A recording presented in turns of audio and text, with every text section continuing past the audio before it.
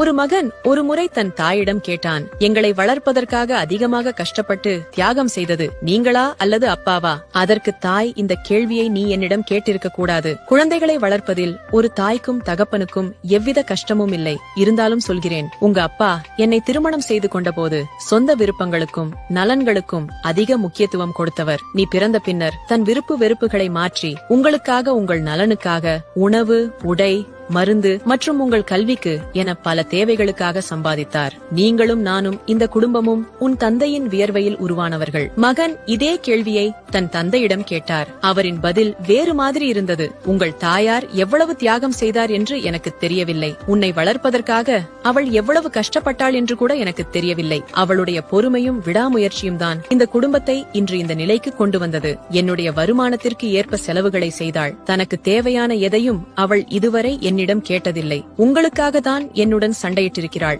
அவளது தியாகத்தை விட நான் ஒன்றும் பெரிதாக செய்யவில்லை என்றார். மகன் தனது சகோதரர்களிடம் சொன்னான், நம்மை விட இந்த உலகில் அதிர்ஷ்டசாலிகள் யாரும் இருக்க முடியாது. தந்தையின் தியாகத்தை புரிந்து கொள்ளும் தாயும், தாயின் தியாகத்தை புரிந்து கொள்ளும் தந்தையும் இருக்கும் ஒவ்வொரு குடும்பமும் சொர்க்கம்தான். பெற்றோர்கள் இருவர் அல்ல, ஒரு கிரீடத்தில் இருக்கும் 2 வைரக்கற்கள். அவர்களை நம்முடனேயே வைத்து அவர்களது ஆயுட்காலம் முழுவதும் காப்போம். அனைவருக்கும் பகிர். Download ShareChat.